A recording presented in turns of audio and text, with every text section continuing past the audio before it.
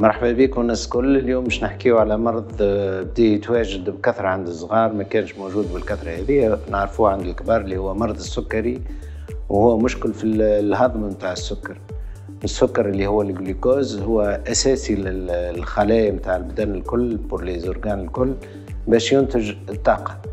والمأكولات اللي ناكلوها الكل تنتج السكر، في الاخر يصير ميتابوليزم، وبعد تولي سكر في الدم، يمشي جلوكوز ويدخل في السلول، يدخل بواسطة هرمون اللي هي الانسولين، اللي هي مصنوعة في البنكرياس، أورغان موجودة بحذا وراء المعدة، وتنتج الانسولين باش يدخل السكر. دونك فهمتوا كي يبدا ما فماش انسولين يولي السكر يتكاثر في الدم، وهذاك اللي ينقصوه ونلقاو ليبيرغليسيمي. فهمتوا زاده لكان الانسولين ما تقومش بالواجب نتاعها، تولي زاده السكر يتكاثر في الدم، والبنكرياس تولي تصنع اكثر انسولين ما يكفيش لين تتعب البنكرياس. دونك فهمتوا فما برشا انواع نتاع سكريه عند الصغيرات. فما النوع تيب 1 اللي هو ناتج على نقص في الانسولين كاريمون، معناها البنكرياس ما عادش تخدم كما يلزم. وفما النوع الثاني اللي هو تيب 2 اللي معروف عند الكبار، سكون ابيل ديابيت غرا، اللي هو يصير للكبار ويصير للصغار زاد، لي زادوليسون اللي ما عادش يتحركوا برشا، يسمنوا سيرتو الكرش نتاعهم تكبر شويه، ويصير هالسكري النوع الثاني.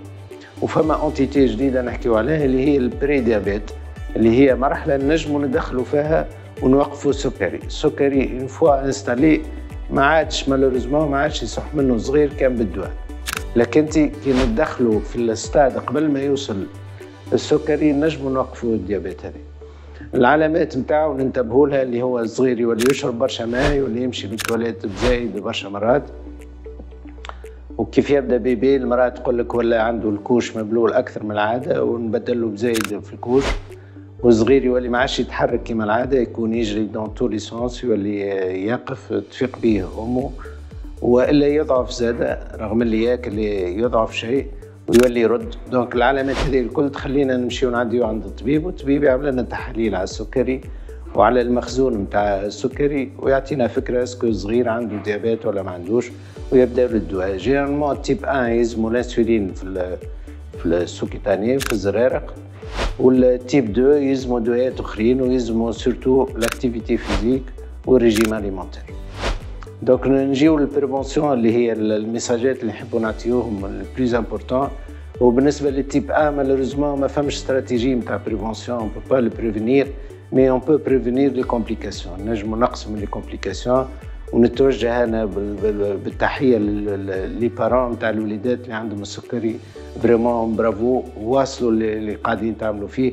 دونك بور يلزمنا نفهموا صغيراتنا كي يبداو يكبروا شويه اللي المرض هذايا مزمن ومش نعيشوا معاه، ونفهموهم اهميه الدواء اللي ياخذوا فيه، ونفهموهم سورتو لي بون زابيتود من اللي يبداو صغار، من اللي يبداو بيبي، باش نقصوا من لي ماتير غراس، نقصوا من السكري. فمن يقول لك يشربوا في الكالوري، معناها يشربوا في الكوكا والسودا ولا لي جو دو فروي، هذوك الكل نقصوا منهم، نحاولوا في الطاوله نتاع الفطور نحيوهم كاريمون، والعائله الكل تدخل لي بون زابيتود، ندخلوا بزايد الغله والخضره في الماكله نتاعنا، وسورتو جانسيست على الاكتيفيتي فيزيك، ندخلها في العائله زاده باش البو يخرج كيما بكري مع صغيرات ويلعب الكره، حتى قدام الدار، حتى في التيران مونيسيبال، حتى في الجرده، يمشي معاه للمكتب على ساقيه، نقصوا من الكرهبه، حتى كان لازم يمشي بالكرهبه نهبطوه بعيد شويه على المكتب وخليه يكمل على ساقيه شويه.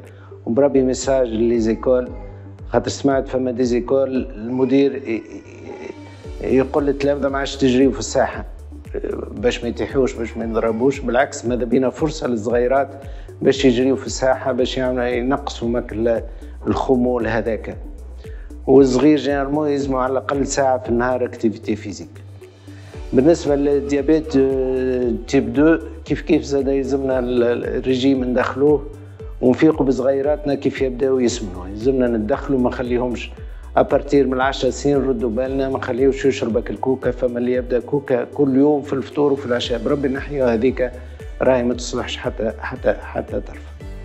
بالنسبه للاكتيفيتي فيزيك كما قلت لكم، دوك نحاولوا نحميو صغيراتنا لي زونفون ديابيتيك تيب 1، نحاولوا ناكدوا لهم على دواياتهم، نقولوا لهم الطبيب نتاعكم راهو صاحبكم راهو يرافقكم على طول. بالنسبه لي بارون تاع التيب 2 كيف ندخلوا لي بون زابيتود باش نقصوا من المرض هذا.